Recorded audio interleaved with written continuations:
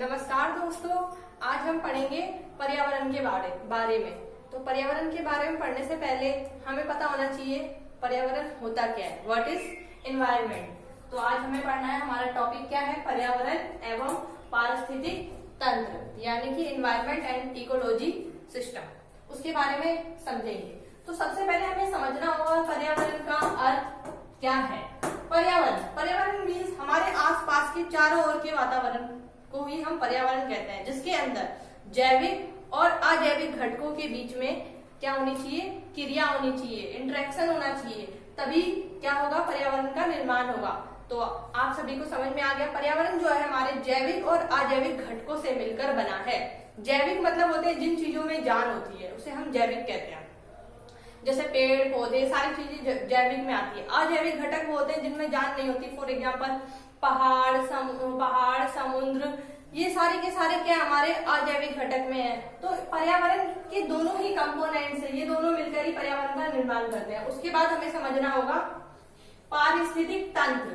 पारिस्थितिक तंत्र क्या होता है, इकोलॉजी सिस्टम क्या है। इकोलॉजी सिस्टम क्या है, मेनली दो चीजों से मिलकर बना है। इकोलॉजी सिस्टम बना है हमारा जैविक और अजैविक, इन दोनों घटकों से मिलकर हमारे पारिस्थितिक तंत्र का निर्माण होता है, और जो कि हमारे जो है हमारे वातावरण को आगे बढ़ाने में मदद करते हैं। तो पारिस्थितिक तंत्र के घटक में आपको समझ में आ गया, जैविक जो लिविंग थिंग्स होते हैं वो जैविक में आएंगे, अजैविक नॉन लिविंग थिंग्स होते हैं। ओके दोस्तों, नेक्स्ट है, अब हम समझेंगे पारिस्थितिक तंत्र के और क्या क्या कंपोनेंट्स हैं जो एनवायरनमेंट को क्या करते हैं, प्रभावित करते हैं, हमारे वातावरण पर प्रभाव डालते हैं। तो सबसे पहला जो मेन है प्रकाश।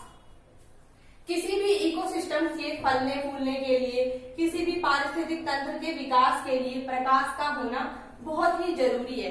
बिना प्रकाश के पारिस्थितिक तंत्र जो है फल फूल नहीं सकता। जैसे आप एग्जांपल ले सकते हो कि कैसे प्रकाश, जैसे अगर पृथ्वी पर सौर विकिरण जो किरणें हैं अगर वो नहीं आएगी तो जीव जंतु जीवित नहीं रह पाएंगे। तो फलने फूलने के लिए मतलब हमारे विकास के लिए प्रकाश जो है बहुत ही जरूरी है। लेकिन इसके साथ ही कुछ यूवी किरणें भी आती है प्रकाश के साथ साथ, जो अल्ट्रावायलेट किरणें आती है, क्या होती है, ये जो होती है मनुष्य के लिए हानिकारक होती है। तो अल्ट्रावायलेट किरणों से हमें बचाने के लिए ओजोन लेयर है। ओजोन लेयर क्या करती है, सूर्य से आने वाली किरणों को, अल्ट्रावायलेट किरणों को क्या करती है, रोकती है। लेकिन मनुष्य ने अपने जीवन की आवश्यकताओं को पूरा करने के लिए अत्यधिक आविष्कार किए। इन आविष्कारों के परिणाम स्वरूप हमारे ओजोन लेयर में क्या हो रहा है, छेद हो रहा है। छेद होने की वजह से अगर अल्ट्रावायलेट किरणें सीधा पृथ्वी पर पहुंचेगी तो हमें अनेक प्रकार की बीमारियां हो सकती है, त्वचा के रोग, कैंसर जैसी घातक बीमारियों का हमें सामना करना पड़ सकता है। तो हम समझ सकते हैं कि हमारे पारिस्थितिक तंत्र में प्रकाश का एक बहुत ही इंपॉर्टेंट रोल है जो कि हमारे पर्यावरण पर प्रभाव डालता है। सेकंड है हमारा वर्षा। वर्षा भी जो है जैव रासायनिक क्रियाओं के लिए वर्षा बहुत जरूरी है। जैव रासायनिक क्रियाएं जो है वो बिना वर्षा के संभव ही नहीं है। वर्षा क्या करती है, नमी उत्पन्न करती है। नमी भी हमारे लिए बहुत जरूरी है। नमी के बिना क्या है, पौधे डेवलप नहीं कर सकते, पौधे ग्रो नहीं कर सकते, पौधे विकास नहीं कर सकते, और जब पौधे नहीं होंगे तो हम भी नहीं होंगे। इसीलिए हमारे लिए क्या है, वर्षा भी बहुत ही जरूरी है। अगला नेक्स्ट टॉपिक है हमारा तापमान। तापमान को समझना होगा हमें। हमारे पर्यावरण पे तापमान का बहुत ही अधिक प्रभाव पड़ता है। तापमान जो होता है, किसी भी स्थान का तापमान उस जगह की कंडीशन पर डिपेंड करता है। अगर किसी स्थान का तापमान बहुत हाई होगा तो वहाँ के पौधे भी उसी के अकॉर्डिंग होंगे। तो आप इसका सीधा एग्जांपल ले सकते हो कि हमारे यहाँ दो तरह के घास के मैदान पाए जाते हैं, एक शीतोष्ण कटिबंधीय घास के मैदान और एक उष्ण कटिबंधीय घास के मैदान। जहाँ बहुत अधिक गर्मी होती है वहाँ पे बहुत अधिक ऊंचे घास के मैदान पाए जाते हैं। जहाँ सर्दियां होती है वहाँ डिफरेंट टाइप्स के घास के मैदान पाए जाते हैं। तो तापमान का क्या है, हमारे एनवायरनमेंट पे बहुत ही बड़ा क्या है योगदान है, और ये हमारे इकोलॉजी सिस्टम को बहुत ही अच्छे तरीके से प्रभावित करता है। इसका एक और आप एग्जांपल समझ सकते हैं, जो तापमान के अंदर दो कैटेगरी के आते हैं हमारे, यूरीथर्मल और स्टेनोथर्मल। तो सबसे पहले जो है यूरीथर्मल को समझना होगा। यूरीथर्मल जो होते हैं, जो उच्च तापमान को सहन कर सकता है, वो यूरीथर्मल की कैटेगरी में आते हैं। जो जीव उच्च तापमान को सहन कर सकते हैं, जो कम तापमान की पदार्थ को सहन कर सकते हैं, वो स्टेनोथर्मल में आते हैं। यूरीथर्मल वो जीव है जो उच्च तापमान की परास को क्या कर सकते हैं, सहन कर सकते हैं, सहन करने की क्षमता है, अपने बॉडी को उसके अकॉर्डिंग अनुकूल कर लेते हैं। वो सारे के सारे यूरीथर्मल की कैटेगरी में आते हैं। फॉर एग्जाम्पल, इसका हम सबसे अच्छा बेस्ट एग्जाम्पल है, जितने भी जल पर रहने वाले जीव हैं वो यूरीथर्मल होते हैं मोस्टली। क्योंकि जो स्थल मंडल पर रहते हैं, जैसे एग्जांपल ले सकते हैं मनुष्य। मनुष्य क्या करता है, अपने आप को इन्वायरमेंट के अकॉर्डिंग, तापमान के अकॉर्डिंग एडजस्ट कर लेता है। अगर फॉर एग्जांपल ले लो, गर्मियों के मौसम में बहुत ज्यादा गर्मी हो जाती है, टेम्परेचर बहुत हाई हो जाता है, तापमान अधिक होने की वजह से हमारी बॉडी के अंदर से अपने आप स्वेटिंग होने लग जाती है, पसीना होने लग जाता है। वो पसीना क्या करता है, बॉडी को कूल करता है। हमारे बॉडी के अंदर जितनी हीट होती है, जितना ज्यादा हीट होती है, वो पसीने के माध्यम से क्या होती है, बाहर निकल जाती है। तो हमारे अंदर क्या है, यूरिथर्मल कैपेसिटी है कि हम अपने बॉडी के तापमान को क्या करते हैं, नियंत्रित कर लेते हैं। बाहर के तापमान के अकॉर्डिंग एडजस्ट करने की हमारे अंदर क्षमता है अनुकूलन की। नेक्स्ट है स्टेनोथर्मल। स्टेनोथर्मल वो जीव होते हैं जो कम तापमान की पराकाष्ठा पर जीवित रहते हैं। एग्जांपल ले लो आप मेंढक। मेंढक इसका सबसे बेस्ट एग्जांपल है। फॉर एग्जांपल अगर ज्यादा बरसात के मौसम में क्या होंगे, मेंढक आपको बहुत दिखेंगे। फिर जैसे नॉर्मल मौसम होगा सारे मेंढक गायब हो जाएंगे। गर्मी के मौसम में आपको मेंढक बहुत कम दिखेंगे, फ्रॉग इसका बेस्ट एग्जांपल है। तो स्टेनोथर्मल जो होते हैं ना, मोस्टली वो जीव होते हैं जो जलीय जीव होते हैं। जलीय जीव जो होते हैं, जलमंडल में रहते हैं, वो स्टेनोथर्मल होते हैं, क्योंकि वो हाई टेम्परेचर को क्या करते हैं, सहन नहीं कर पाते। इस वजह से वो ज्यादा लंबे समय तक सर्वाइव नहीं कर पाते। तो वो सारे के सारे स्टेनोथर्मल की कैटेगरी में आते हैं। नेक्स्ट है हमारा वायुमंडल। तो अब हमें समझना होगा वायुमंडल क्या है। वायुमंडल क्या है, हमारे चारों ओर जो है हमारा जो वातावरण है वो वायु से घिरा हुआ है, और उसे हम वायुमंडल के नाम से जानते हैं। और वायुमंडल में अनेक प्रकार की गैसों से हमारा वायुमंडल बना हुआ है, जिसके अंदर सबसे अधिक जो गैस है वो है 78%।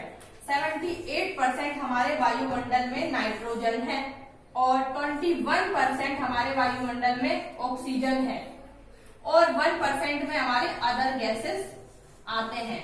तो ये सभी तीनों गैसेस मिलके हमारा जो वायुमंडल है वो क्या है, गैसों से बना हुआ है। तो इन सभी गैसों से मिलकर हमारा वायुमंडल क्या है, चलता है। तो हमारे वायुमंडल को हमारे जो ये सारी गैसें भी है हमारे इकोलॉजिकल सिस्टम के क्या है, कंपोनेंट है। अगर हमारे वायुमंडल से नाइट्रोजन कम हो गया या फिर ऑक्सीजन कम हो गया, तो जो इकोलॉजी सिस्टम का जो बैलेंस है, संतुलन है, पारिस्थितिक तंत्र का संतुलन बिगड़ेगा।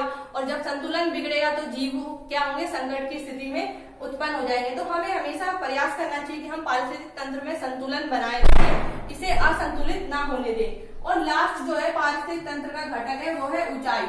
ऊंचाई को हम ऐसा समझ सकते हैं कि किसी भी स्थान की ऊंचाई जो है, उस स्थान की ऊंचाई का पता लगाने के लिए हम समुद्र तल से दूरी को देखते हैं। वो जगह जो है समुद्र तल से कितनी दूरी पर है, उसके अकॉर्डिंग हम उसकी ऊंचाई का पता लगाते हैं। ऊंचाई के अनुसार ही हमें क्या देखने को मिलती है, अलग अलग जगह पर अलग अलग प्रकार की वनस्पति।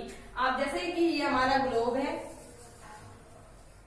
ग्लोब में ये हमारा जो है भूमध्य रेखा है, उसके बाद है हमारी कर्क रेखा, मकर रेखा, ठीक ऐसे ही नीचे कर्क रेखा, मकर रेखा। तो जो भी हमारे जो घास के मैदान है वो 23.5 डिग्री के बीच में है, वो उष्णकटिबंधीय घास के मैदान होंगे। और जो इससे ऊपर जाएंगे, जितना ऊपर जाएंगे उतना ज्यादा क्या होगा, टेम्परेचर कम होता रहेगा, तो वो हमारे शीतोष्ण कटिबंध के घास के मैदान होंगे।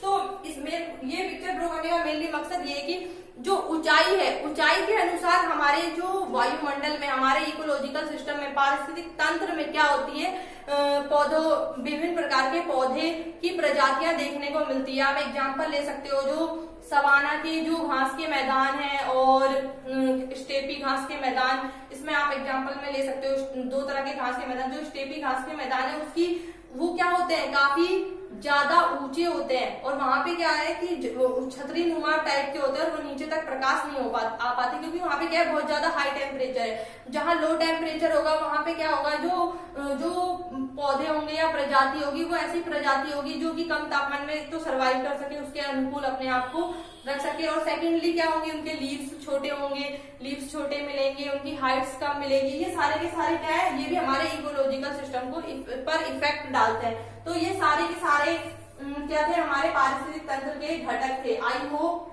माय फ्रेंड्स आप सभी को समझ में आ गया होगा। अगर आपको मेरी वीडियो पसंद आए तो प्लीज लाइक करना नहीं भूलिए। Please like and subscribe me. Thank you very much. मिलते हैं अपनी नेक्स्ट वीडियो में।